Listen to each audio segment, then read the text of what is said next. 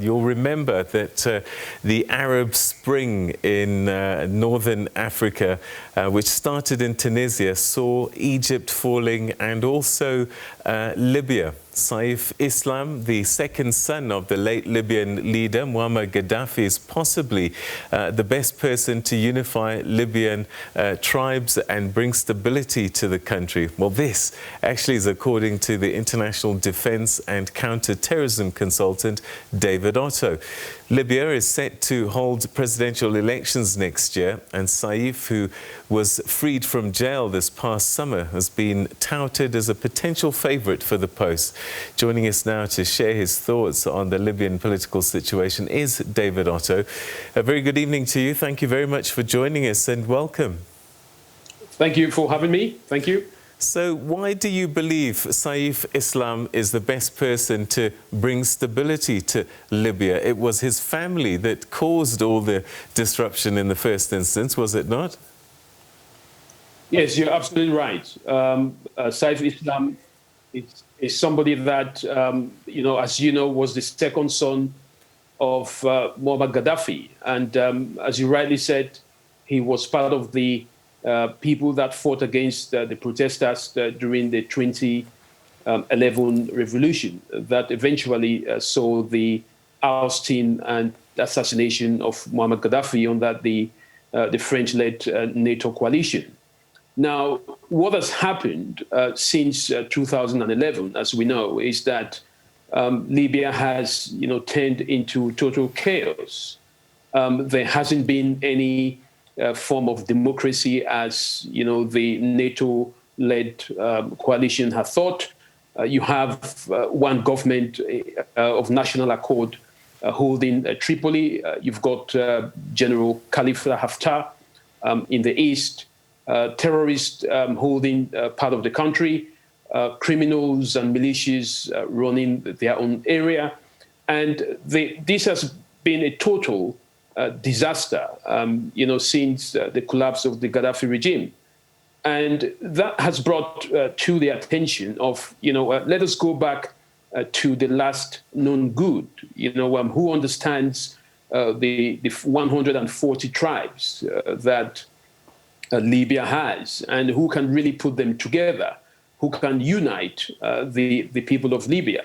So there hasn't been much figures that have come out that have been accepted to take the country forward.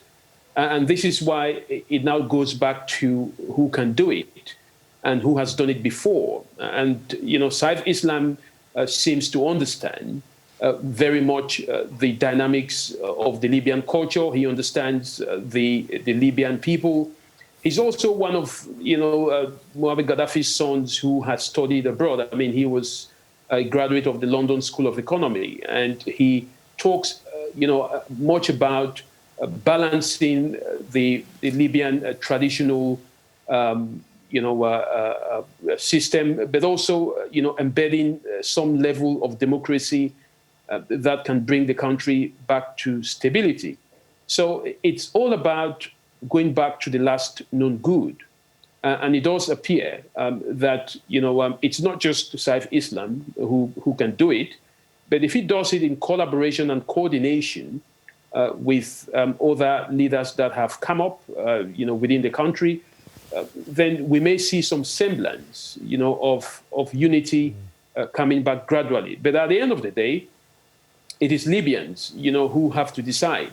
Now, why do I think someone like Saif Islam can be, the one? I mean, I talk to colleagues in Libya and who say, when they do their random and informal survey and talk to people about their opinions, who they think can be the next president to bring back unity in December, in the upcoming election, most people believe that Saif Islam could be the deal.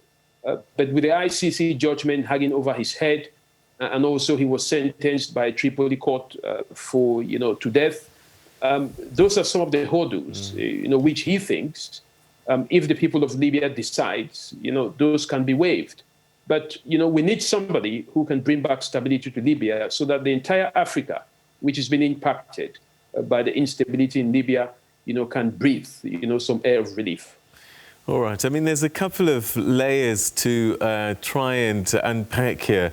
So the first one is, I mean, what are his leadership credentials other than being the father of, the son of Muammar Gaddafi? That's a very good question. What are his leadership credentials? I mean, when it comes to running a country like Libya, one of the things is understanding the the psychology of the Libyan population. Now, you don't have to be a scientist. You don't have to be an experienced politician to do that, because most of the experienced politicians have tried and they've so far failed.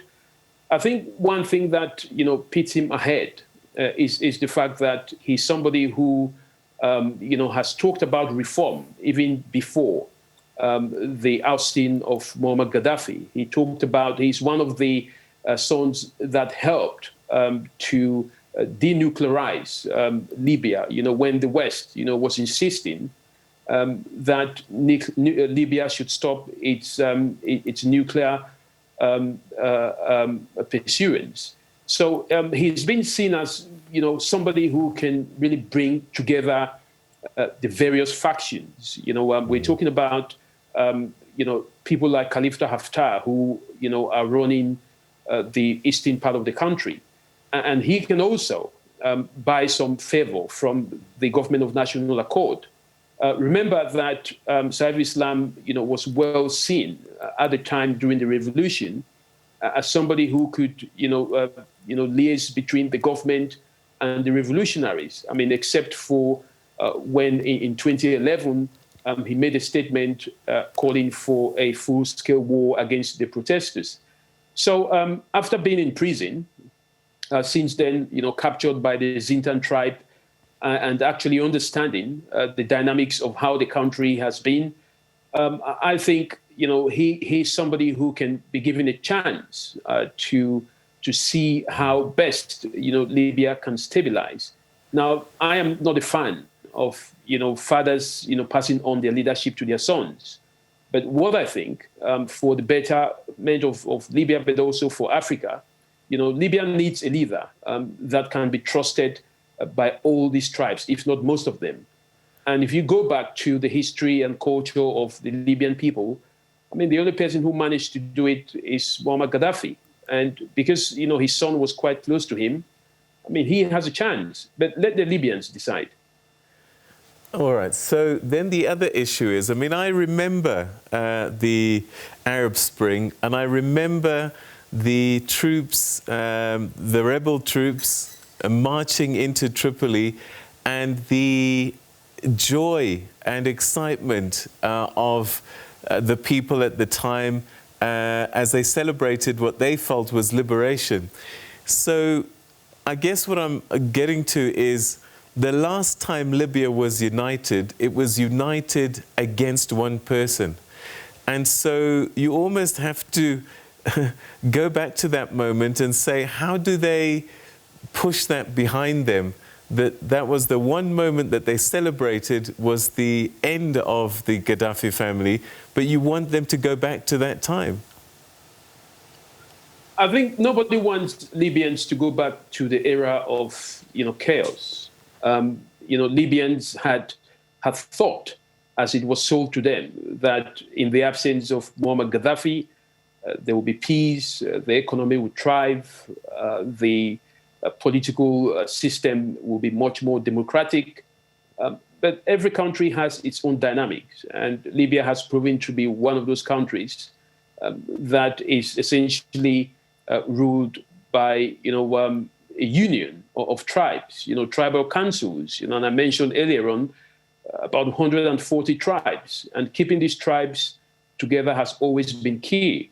I don't know if you recall, Saif Islam himself, and before then, his father had made it very clear that if you take us away from this power, if you remove us from where we are, then you've got to be able to find an equation under which you can balance the control and politics of all these 140 tribes. Now, yes, a lot of people were very happy that Muammar Gaddafi had been taken out of power, that he had been eliminated. But what people did not understand and failed to see, was how do you then stabilize the country after you take out, somebody who actually understood how to run the state. And, so you've got to look at two things here, the lesser evil and the greater good. I think, the greater good is to go back to a system where there is some form of stability. Libya, as we know it, is a country that is in total disintegration. And I see some kind of a similar trend happening in Afghanistan. I pray it doesn't happen. So I don't want Libyans to go back to a system of oppression.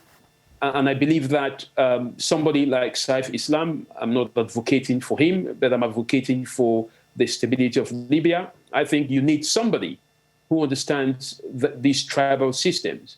And if you look around, into the political system within Libya at this point in time, there doesn't seem to be one figure, behind or beyond Saif Islam who can really bring back that euphoria and bring back some level of, okay, this is what used to happen, but let's have a change. Let it not be an oppressive system that used to be under his father, but a system that would accommodate some level of democracy. Remember, he's the only one who brought the human rights organizations in Libya. He's the one that convinced his father, again, to denuclearize. So I think, we're looking at some level of, progress here. But again, I have to stress, it's down to Libyans. All right, so we're going to have to leave it there. So as you say, the greater good, the lesser of the evils.